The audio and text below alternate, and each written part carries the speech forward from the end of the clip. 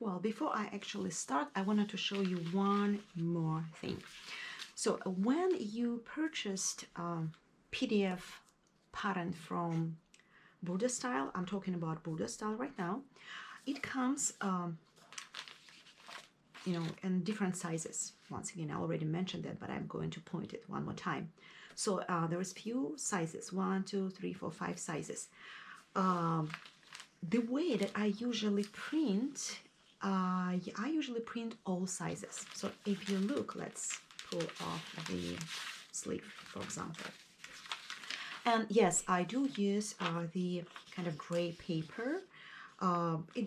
It's not like really important. I just had it. I purchased it for another project, and I have a lot. So that's why I kind of like to use this paper for printed patterns. So let's take a look at the sleeve. So here is the sleeve, and as you can see, sorry for my marking, and I mark it in Russian. It's just easy to me. So as you can see, there is the like 4 different sizes. And well, if your pattern, I'm not talking about Buddha style because it usually comes in 5 sizes. I have never seen more than 5 sizes in Buddha style. Most likely different, the other companies producing the patterns in more than 5 sizes, and maybe it will be kind of confusing. But if your pattern has up to 5 sizes, it is totally okay to print all sizes, because you never know when what size you will be using in close future. You may make something for your friends, or maybe even for yourself. You've decided to make more loose fitting blouse or dress. So that's why I like to print all sizes, and then I play around. Like, let's say, once again, I don't fit in the regular sizing. Any patterns that just don't fit, they just don't fit me. My bust is usually wider. If I take like size 38, my bust won't fit. My back will be good, but my bust is, I have a fuller bust. So that's why I have to have the 42 for my front, and I have to have 38 for my back. So this is why it's really convenient to print different sizes, so you can copy the one that you want. That's it, what I wanted to mention. So my suggestion to you is print all sizes, and then once you print it, one more time. So once you print it, you just take your tracing paper and you put it on the top, and you trace the size that you want, and you keep the master pattern or your blueprint for future projects. So this is just one tip from me to you. Okay, I hope you appreciate it.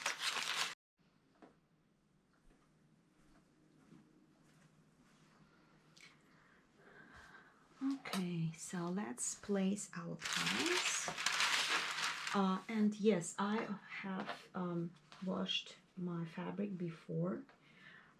It depends. Sometimes I washed it, sometimes I don't.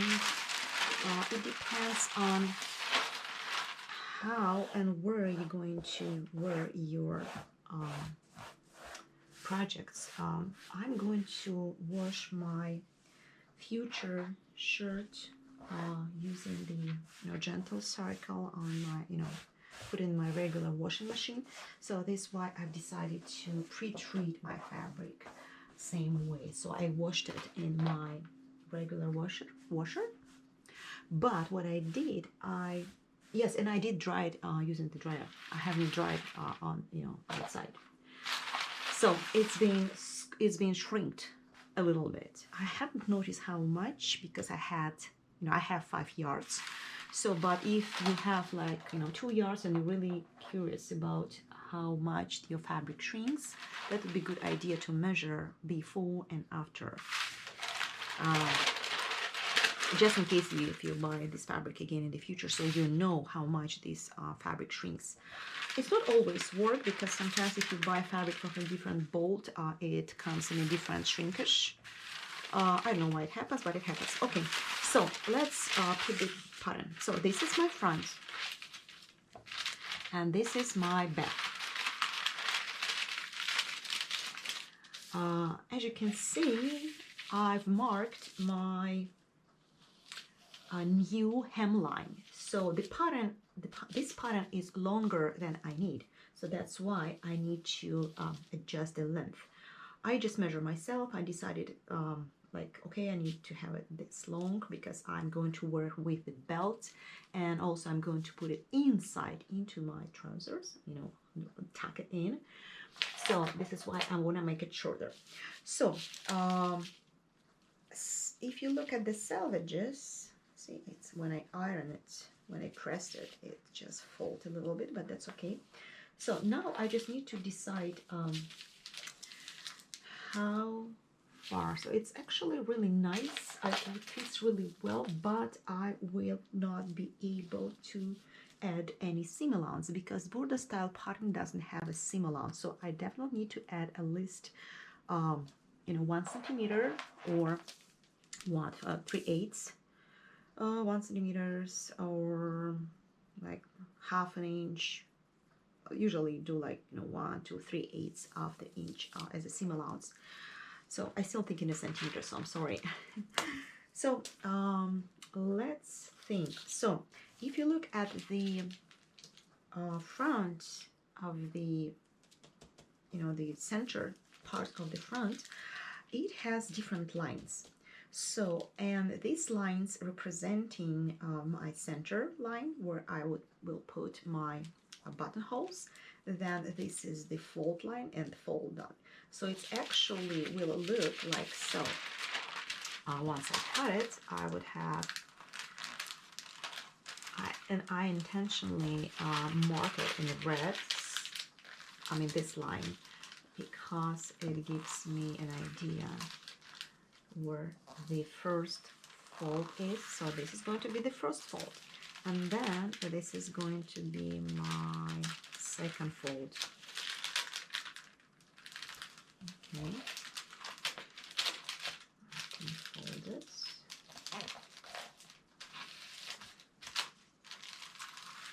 Okay, so see how it looks like. Okay, I'll actually put it like so, so you can understand what I'm doing.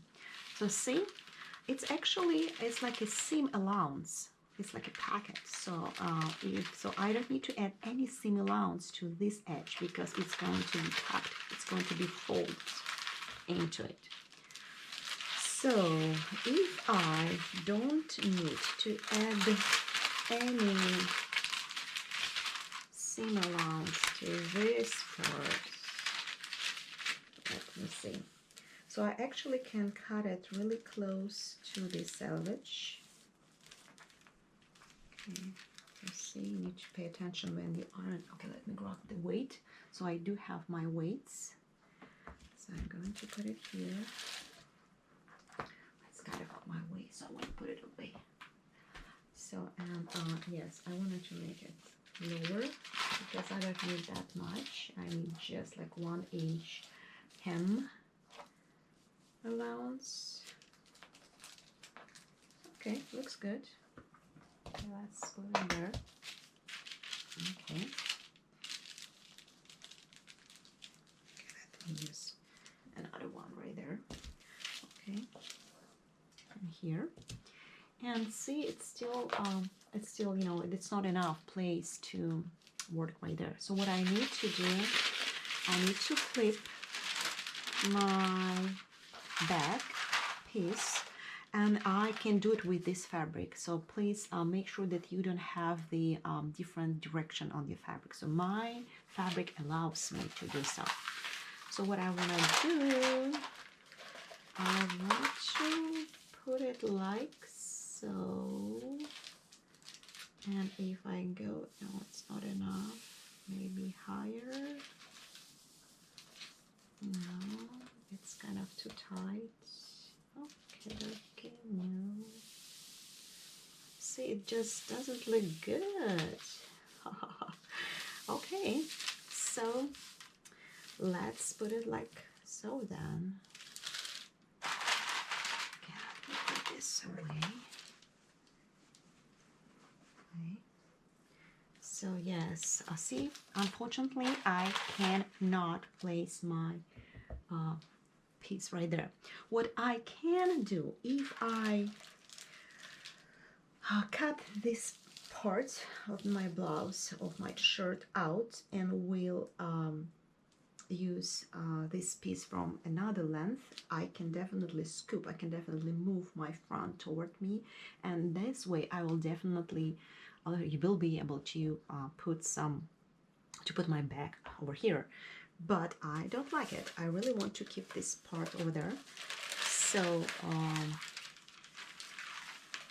let me measure how it looks like. Just approximately, not like really super perfect. Okay, another, just a plain one. Okay, yes, those are the washers. I just rub them with the ribbon. Those washers you can buy it at Home Depot and Lowe's. See, these ones, and I just stuck 2. We can use 3 of them and wrap it with the ribbon. So it looks nice, and it gives me nice feel. See, so wrap it, okay, over here. So it's going to be right there, and this part actually, let's take a look. So this is my sleeve, right? If I put it over here, it won't fit. Yeah, it's really tight.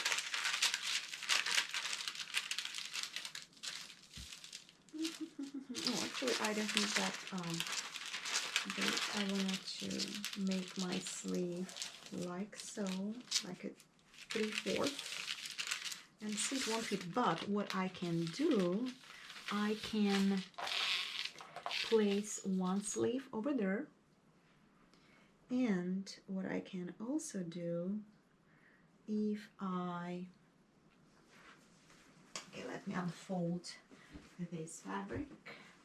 Okay, so, and if I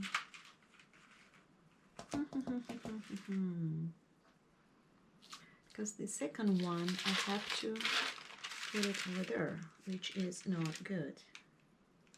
It just doesn't look good. Okay, so this way I have to put my sleeve over there, not even here. So, and this way I will end up with having, okay, let me measure. So, one, oh, you know what I can do?